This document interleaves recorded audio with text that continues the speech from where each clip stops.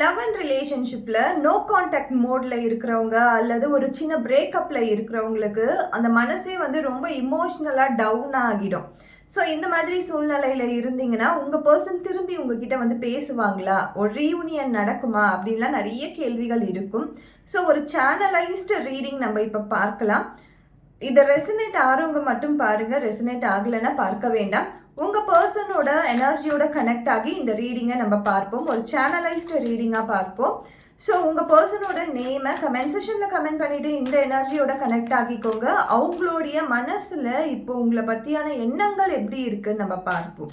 So அவங்க மனசுக்குள்ளே உங்களை பற்றியான நினைவுகள் இருக்கா, அந்த எண்ணங்கள் இருந்துச்சுன்னா அது எப்படி, அந்த எண்ணங்களுடைய தாட்ஸ் எப்படி வெளிப்பாடாக தெரியுது அப்படின்னு நம்ம பார்த்து தெரிஞ்சுக்கலாம். ஸோ உங்கள் பர்சன், அதாவது நீங்கள் அந்த பர்சன் தான் உங்களுடைய வாழ்க்கை துணையாக வருவாங்க அப்படின்னு நினச்சிட்டு இருந்த பர்சன், உங்களுக்காக அவங்க எனர்ஜியில் கிடைச்ச நம்மளுக்கான கார்ட்ஸ் என்னன்னு நம்ம பார்த்தோன்னா, ஃபர்ஸ்டே பார்த்தீங்கன்னா 7 ஆஃப் ஸ்பாட்ஸ். ஸோ அந்த பர்சன் உங்களுக்கு வந்து ஒரு நிறைய பேரோட லைஃப்பில் அவங்க வந்து நீங்கள் நம்பி இருந்த பர்சன் உங்களுக்கு துரோகம் பண்ணியிருப்பாங்க, ஒரு சீட்டிங் நடந்திருக்கும், மற்றவங்க கூட வந்து அவங்க உங்களுக்கு தெரியாமையே பல உறவுகளில் அவங்க இருந்திருப்பாங்க. பல உறவுகள் இந்த சென்ஸ் அவங்களுக்கு வந்து வேறு கான்டாக்ட்ஸ் நிறைய இருந்திருக்கும். அது லவ் கான்டாக்ட்ஸாக இருக்கலாம், ஃப்ரெண்ட்ஸாக இருக்கலாம். ஸோ அந்த பர்சன் உங்களுக்கு துரோகம் பண்ணியிருக்கிறதுக்கு நிறைய வாய்ப்புகள் இருக்குது. ஏன்னா இந்த ரிலேஷன்ஷிப் பர்டிகுலராக நிறைய பேருக்கு இந்த ரிலேஷன்ஷிப் எப்படி இருந்திருக்கும்னா ஒரு கார்மிக்கான ரிலேஷன்ஷிப்பாக தான் இருந்திருக்கும். ஒரு லைஃப் லெசனை சொல்லி கொடுக்கக்கூடிய, ஒரு பாடத்தை கற்றுக் கொடுக்கக்கூடிய, ஒரு லெசனை அனுபவத்தை கொடுக்கக்கூடிய ஒரு காதலாக தான் இருந்திருக்கும். ஸோ இந்த காதல் உங்களுக்கு வந்து ஒரு வழியை கொடுக்கறதுக்காகவே இந்த பர்சன் உங்கள் லைஃப்பில் வந்திருப்பாங்க. முதலாவதாக நாங்கள் 2 பேரும் 10 வருஷம்லாம் காதலிச்சுமே அப்படின்லாம் சொல்கிறவங்க கூட இருப்பாங்க. பட் அந்த 10 வருஷ காதல், நீங்கள் போட்ட எஃபர்ட், நீங்கள் இன்வெஸ்ட் பண்ண டைம்ஸ் எல்லாமே உங்களுக்கான பாடத்தை கற்றுக் கொடுக்க வந்த ஒரு பர்சன் தான் அவங்க. ஸோ ஒரு தீர்க்கமான சேனலைஸ்டு ரீடிங்காக நம்மளுக்கு வந்திருக்கு. ஸோ இந்த பர்சனோட நினைவுகள் வந்து எப்படி இருக்குதுன்னா பேலன்ஸ் பண்ணிகிட்டே இருக்காங்க. அவங்க இவ்வளோ கார்மிக்கான ஒரு பர்சனாக இருக்காங்க, ஒரு டாக்ஸிக்கான பர்சனாக இருக்காங்க, ஒரு நார்சிஸ்டிக்கான பர்சனாக அவங்க கூட தான் இருக்காங்கனாலும் அவங்க உங்களை விட்டு விலகாமல் தான் இருக்காங்க. ஏன்னா இந்த பர்சன் பார்த்தீங்கன்னா பேலன்ஸ் பண்ணிக்கிட்டே இருக்காங்க உங்களை. நீங்கள் எந்த அளவுக்கு அவங்கள அன்பு காட்டிட்டு இருக்கீங்களோ அவங்களுக்கும் வந்து நீங்கள் அன்பு அப்படின்ற ஒரு விஷயத்த வந்து அவங்க பெருசாக உங்ககிட்ட காட்டாமல் இருக்கலாம். அல்லது அந்த அன்பு அப்படின்ற ஒரு விஷயம் நீங்கள் மட்டும் கொடுக்கக்கூடிய ஒரு பர்சனாக இருக்கலாம். அவங்கக்கிட்ட இருந்து நீங்கள் எதிர்பார்க்கறது என்னென்னா, அவங்க உங்களை விட்டு விலகவும் மாட்டாங்க. உங்களை வந்து ஒரு ஒரு டாக்ஸிக் ரிலேஷன்ஷிப்லேயே வச்சுட்டு இருக்கிறதுக்கே ட்ரை பண்ணுவாங்க.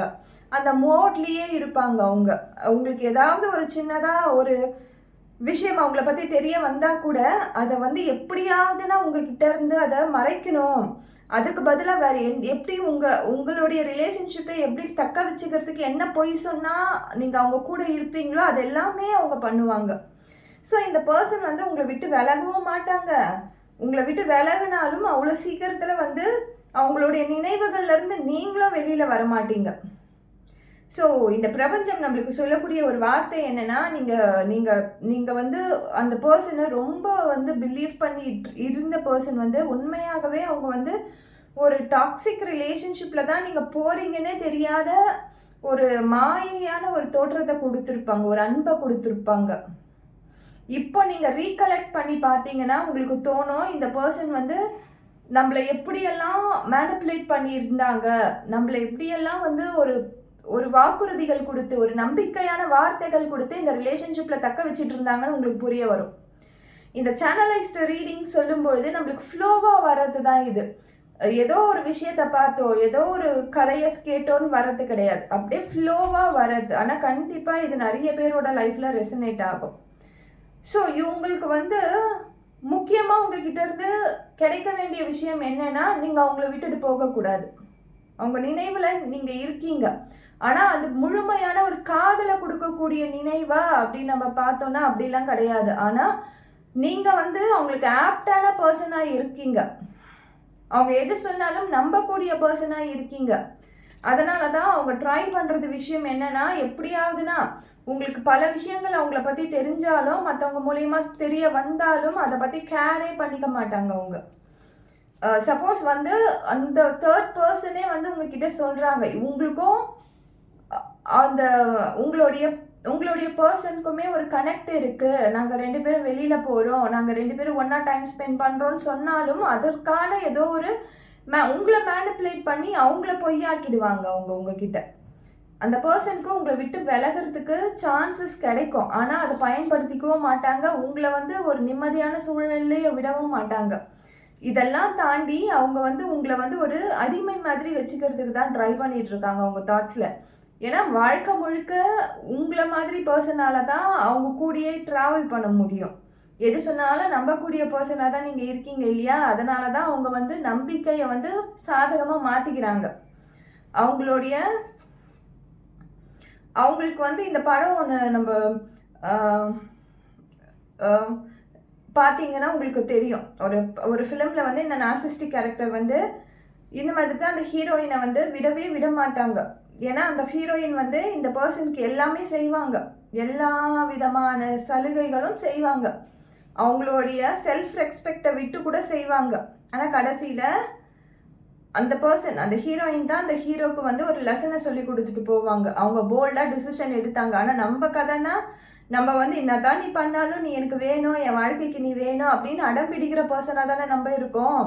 ஸோ அதனால தான் இன்னும் உங்களை பயன்படுத்திக்கிறதுக்கு தான் ட்ரை பண்ணிட்டு இருக்காங்க உங்கள் பர்சன். அவங்க மனசில் வந்து உங்களை வந்து லாங் டேர்ம் வரைக்கும் வச்சு கூட்டிகிட்டு போகணுன்னு தான் ஆசைப்பட்றாங்க. ஆனால் இந்த நார்சிஸ்டிக் கேரக்டராக இருக்கட்டும், இந்த மாதிரி உங்களை பயன்படுத்திக்கிறதுக்கு அவங்க ட்ரை பண்ணுற சீட்டிங், உங்களுடைய கார்மிக் ரிலேஷன்ஷிப் எல்லாமே உங்களுக்கு வந்து ஒரு லைஃப் லெசனை கற்றுக் கொடுக்குது. ஸோ அந்த லைஃப் லெசனில் நீங்கள் சூஸ் பண்ணுங்கள், இதர் இந்த பர்சன் தான் உங்களுக்கு வேணுமா, அல்லது நீங்கள் இந்த மாதிரி ஒரு பர்சன் கூட இருந்து உங்களுடைய லைஃப்பை நீங்கள் ஒரு நிம்மதியான வாழ்க்கைக்குள்ளே கொண்டு போக முடியுமான்னு நீங்கள் பாருங்கள் ஃபஸ்ட்டு. ஸோ இப்போது நீங்கள் இதை பார்த்துட்ருக்கீங்கன்னும் பொழுது கண்டிப்பாக இந்த தருணம் நீங்கள் தான் சூஸ் பண்ணணும். இந்த பர்சன் தான் நீங்கள் வேணும்னு நினச்சிங்கன்னா கண்டிப்பாக நம்ம இத்தனை நிமிஷமாக பேசிகிட்டு இருந்தோம் பாருங்கள், இதெல்லாம் உங்கள் லைஃப்பில் கண்டினியூ ஆகிட்டே இருக்கும். நீங்கள் நினச்சிப்பீங்க லவ் பண்ணி கல்யாணம் பண்ணிக்கிட்டோன்னா திருத்திடலாம், நம்ம வந்து புரிய வச்சுக்கலாம், நம்ம வந்து சொல்லி அவங்களுக்கு வந்து காப்பாற்றி ஒரு நல்ல லைஃப்பை கூட்டிகிட்டு வரலாம் அப்படின்லாம் நீங்கள் நினைக்கலாம். ஏன்னா நிறைய படங்களில் ஹீரோயின்ஸ் பண்ணுற வேலை, ஹீரோ பண்ணுற வேலை அதுதான். ஆனால் அப்படியெல்லாம் படங்களில் மட்டும்தான் நடக்கும். உண்மையான காதல் வாழ்க்கை வந்து 2 பேருக்கும் ஃப்ரீடம் கொடுக்கக்கூடியதாக இருக்கும். அதனால் கொஞ்சம் யோசனை பண்ணி நீங்கள் முடிவு பண்ணுங்க. இப்போ நோ கான்டாக்டில் இருக்கிறது உங்களுக்கு வரமாக கூட இருக்கலாம், உங்களுக்கு சாபம் நீங்கள் நினச்சிட்டு இருப்பீங்க. இந்த பர்சனை என்னை விட்டுட்டு போனது நான் பண்ண ஒரு சாபம், எனக்கு கிடைச்ச ஒரு கடவுள் ஏன் என் வாழ்க்கையில் இவ்வளோ பெரிய துன்பத்தை இப்போ அப்படி நினைக்கலாம். ஆனால் அது உங்களுக்கு வரமாக கூட நடக்கும். ஸோ அந்த பர்சன் உங்களை இப்போ விட்டுட்டு போயிருக்காங்க, இப்போ 2 பேரும் நோ கான்டாக்டில் இருக்கீங்கன்னா ஒரு ஹாப்பியாக நீங்கள் வந்து ஃபீல் பண்ணி பாருங்கள். அவங்க உங்களை விட்டுட்டு இப்போ போயிட்டாங்க, ஒரு பெரிய சூழ்நிலையில் நீங்கள் வந்து கல்யாண வாழ்க்கைக்குள்ளே போயிட்டு 2 குழந்தைகள் வந்துட்டு அப்போ உங்களை விட்டு வேலைக்கு போகும்போது உங்களுக்கு எந்த மாதிரி பெயின் இருக்கும். ஆனால் இப்போ விட்டு போயிருக்காங்க. ஸோ இப்போ இருக்க வலி வந்து ஒரு டெம்பரவரி வலி தான். ஏன்னா அவங்களுடைய உண்மை முகம் உங்களுக்கு தெரிஞ்சிருக்கு. அந்த ரியாலிட்டியை நீங்கள் அக்செப்ட் பண்ணிட்டீங்கன்னா இன்னும் ஹாப்பியாக நீங்கள் இருக்கலாம்.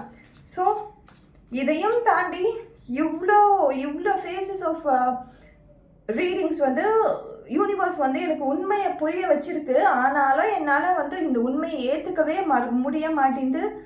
எனக்கு என் பர்சன் திரும்பி வருவாங்களா அப்படின்னு இன்னொன்று ஒரு கேள்வியும் உங்கள் மனசுக்குள்ளே இருந்துச்சுன்னா இந்த ரீடிங்கில் நம்ம க்ளோஷர் ரீடிங்கில் நம்ம பார்த்து இதற்கான க்ளோஷர் என்ன வருது, ஆழமான ரீடிங் என்ன வருதுன்னு நம்ம பார்த்து தெரிஞ்சுக்கலாம். ஸோ நிறைய பேருக்கு வந்து கட்டாயம் ஒரு நல்ல ரீடிங் வரணும்னு தான் நானும் ஆசைப்படுறேன். உங்கள் பர்சன் உங்கள் கூட வந்து ரீயூனியன் ஆகணும், உங்கள் 2 பேருக்கும் இருக்கக்கூடிய பாண்ட் ட்வின் ஃப்ளேம் மாதிரி இருக்கணும் அப்படின்லாம் பார்க்குறேன்.